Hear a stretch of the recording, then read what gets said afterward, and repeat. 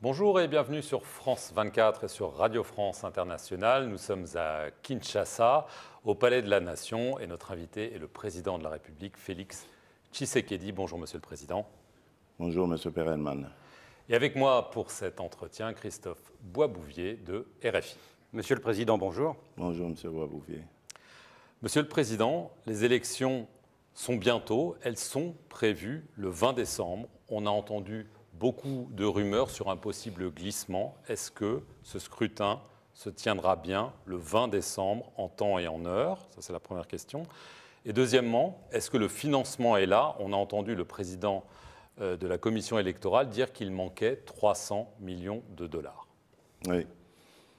Bon, je crois que c'est plutôt à lui qu'il faut poser la question, mais à ce stade, nous, le gouvernement, nous n'avons encore reçu aucune indication selon laquelle il n'y aurait pas d'élection. Donc tout porte à croire que ça va se passer le 20.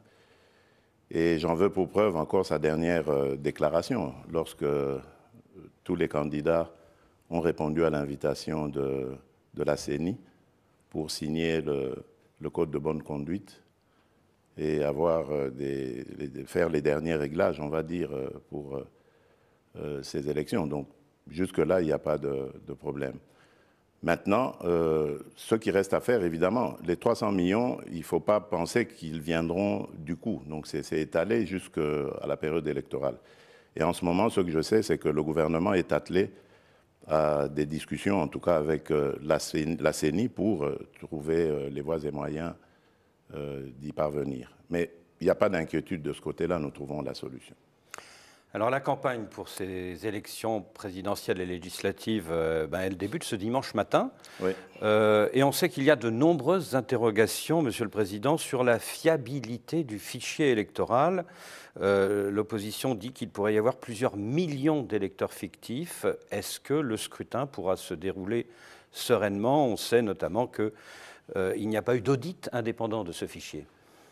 Dans quel but inventerait-on des électeurs fictifs? Dans quel but? Je ne comprends pas très bien quelle est la revendication de l'opposition. Pour moi, c'est un débat d'opposants, de gens qui ne sont sûrement pas prêts à aller aux élections, parce qu'à plusieurs reprises, ils ont demandé le report de ces élections, ils ont demandé un dialogue, alors qu'il n'y a pas de crise politique, que je sache, dans le pays. Et je ne comprends pas très bien quelle est la revendication dans ce sens de l'opposition. Et en plus, la CENI a organisé un audit du fichier avec des personnalités venues de tout bord, des personnalités crédibles, dont la réputation n'est pas à remettre en cause. La probité n'est pas à remettre en cause. Il y a la question des électeurs de l'Est et notamment du Nord Kivu. Le 20 octobre, en Conseil des ministres, vous avez appelé le gouvernement et la CENI à tout mettre en œuvre pour que tous les Congolais puissent voter, compte tenu de ce que vous avez appelé la libération progressive des territoires de Massissi et de Rutshuru, au Nord Kivu. Mais depuis, les rebelles du M23 ont repris du terrain. Est-ce que cela veut dire que le vote ne pourra pas se tenir dans ces deux territoires? Malheureusement. Malheureusement, pour Rutshuru et pour le Massissi, je ne crois pas que ça pourra se faire. Mais qu'à cela ne tienne, nous allons continuer nos efforts pour libérer ces localités, ramener nos compatriotes dans leur localité d'origine et imposer cette paix. Mais en même temps, il y a le processus électoral qu'il faut continuer et amener à son terme. 26 candidats pour la présidentielle sur la ligne de départ. On verra combien seront à l'arrivée. Alors, c'est une élection à un tour. Donc, est-ce que la dispersion des candidatures de l'opposition fait de vous le favori logique de ce scrutin? Bon, je reste serein, modeste. Moi, ce qui se passe à l'opposition n'est pas mon problème. Nous vivons dans un pays où il y a une vitalité démocratique certaine, et tant mieux, j'allais dire, pour la démocratie. Ceux qui le font dans l'opposition, c'est leur problème. Mais vous vous sentez le favori? Bien sûr, sinon je n'aurais pas demandé à rempiler. Je crois que j'ai fait du bon travail.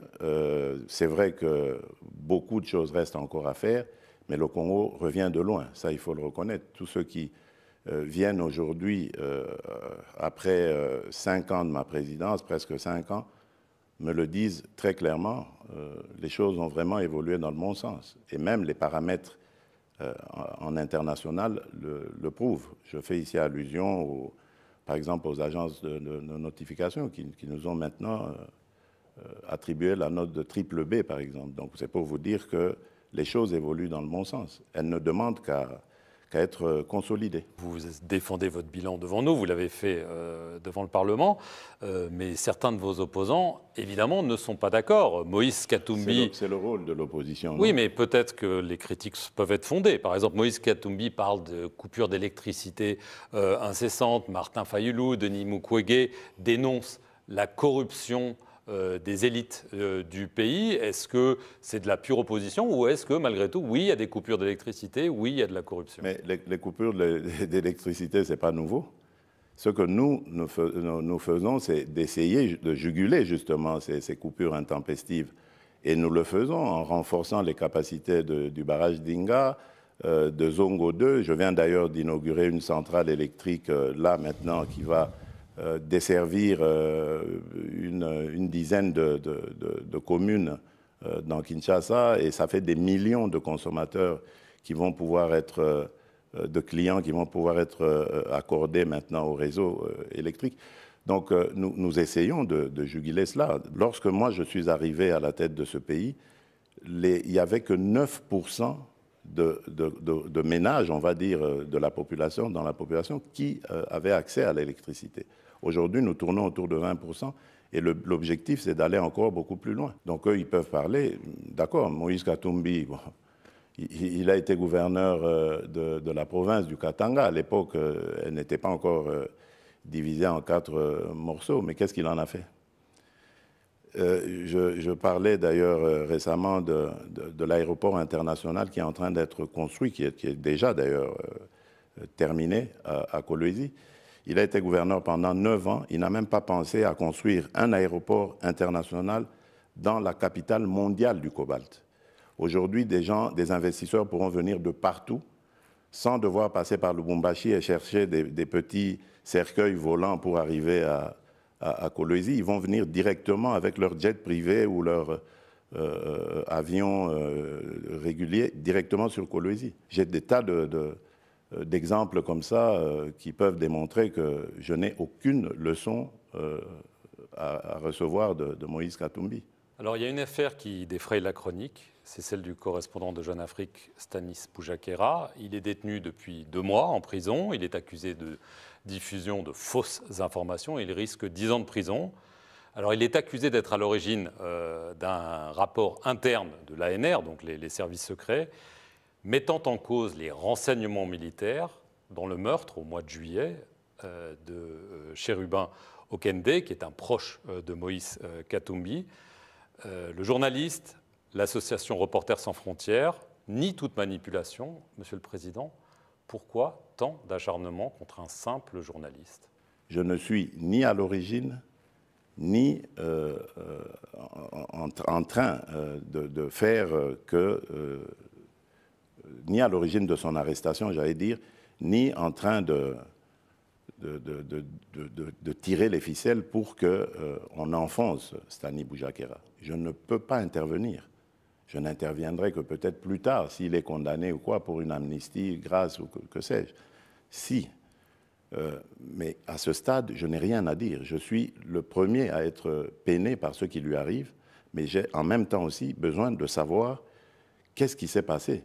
Parce que je sais qu'en ce qui concerne Chérubin, le malheureux Chérubin Okende, ni mon régime, ni un de mes proches, qui qu'il soit, n'y est de près ni de loin lié. Je n'avais aucun intérêt à donner la mort à ce compatriote.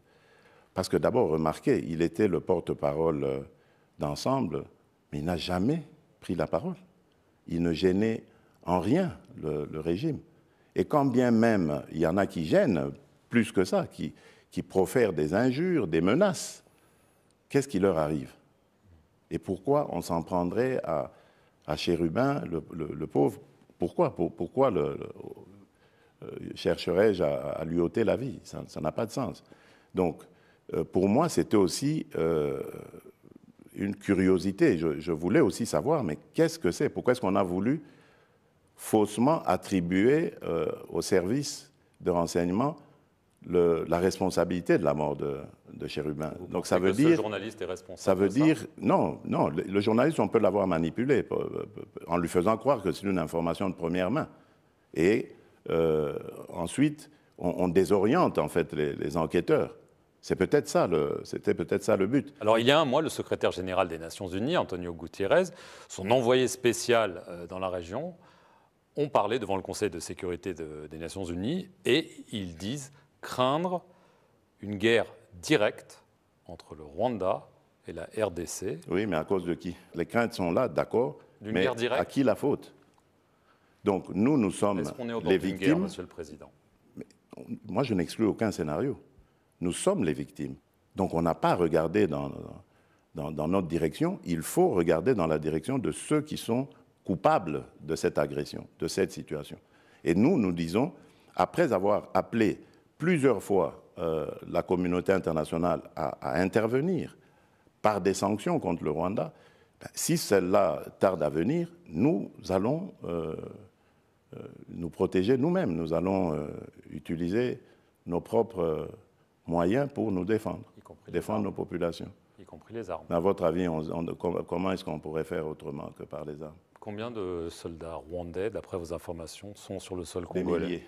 Des milliers? Oui, ils sont là par milliers. Par milliers? Oui. Est-ce que Paul Kagame, pour vous, est le véritable chef du M23? Bien sûr. D'abord, le M23, c'est une coquille vide. Ce sont les RDF qui se battent. Mais nous en avons les preuves. Parce qu'aujourd'hui, avec les armes que nous avons, la technologie que nous avons, nous les voyons. Nous avons des images. Je ne parle pas en l'air. Je parle sur base de faits avérés. Les images sont là, et de leurs cadavres, et même lorsqu'ils s'amoncellent pour porter leurs attaques. Nous avons tout, et pas que nous. L'ONU, les Nations Unies, ils ont aussi les mêmes images. N'oubliez pas que la mission de la MONUSCO est encore à l'est du pays, à Goma. Début octobre, des milices patriotiques congolaises, les fameux Wazalendo, soutenus par votre armée, ont reconquis une partie du Massissi, notamment autour de Kitshanga.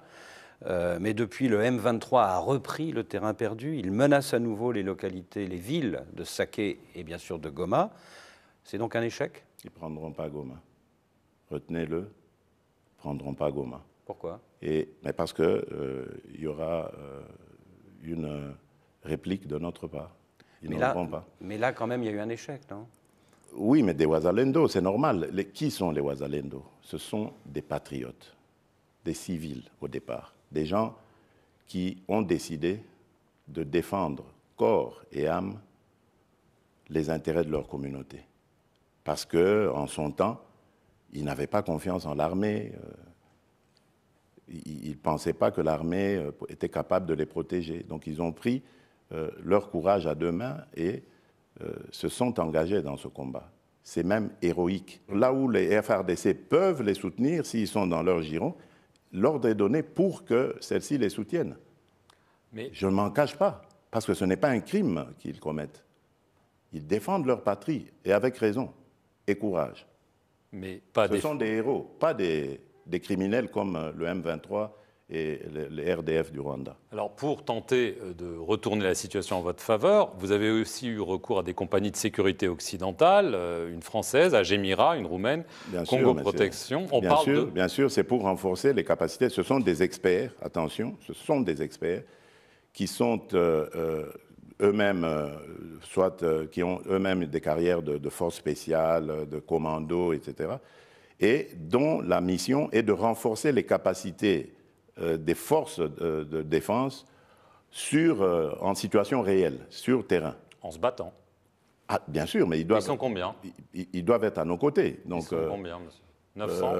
Par là, un bon millier peut-être. Ouais. Alors, quand il y a des sociétés de sécurité étrangères, hein, ou que ce soit qui viennent, qui se battent, qui sont nombreuses, on appelle ça des mercenaires. Quand vous appelez, qu'est-ce que vous appelez se battre? Parce que quand je vous dis, ils sont en situation réelle, ils sont sur le terrain, ils coachent. Est-ce qu'un coach de football, il joue avec son équipe? Et pourtant, il est sur le terrain, il voit ses joueurs jouer, il est là, les joueurs sont là en train de jouer, et lui, il coach. Ce sont des coachs, voilà. Pas des mercenaires. Mais non, ce ne sont pas des mercenaires. Ce ne sont pas des mercenaires. Vous avez aussi remis en état de marche une flotte d'avions et d'hélicoptères. Bien sûr, d'avions de chasse et d'hélicoptères armés, bien sûr. Vous attendez 3 drones chinois.